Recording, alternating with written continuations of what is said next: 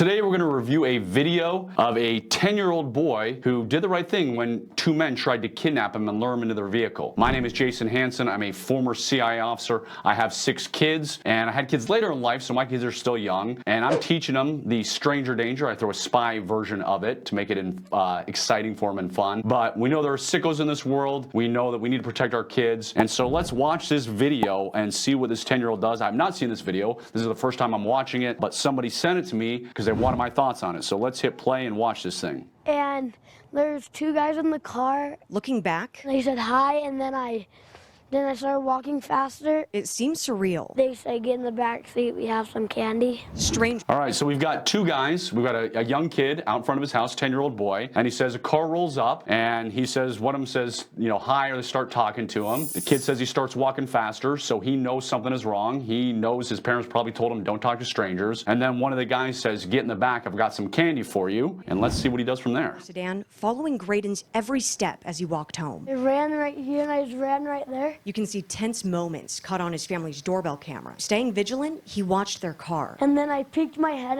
out, and then they were they were literally like right in front of that little thing. But when he tried to go in, locked. I thought I was gonna be kidnapped. You can hear it in his voice. Man, good for him. He scrolls. Panic. I picked up. All right, this kid's awesome. You can see he picked up some rocks. When his door was locked, he yelled at him to get away.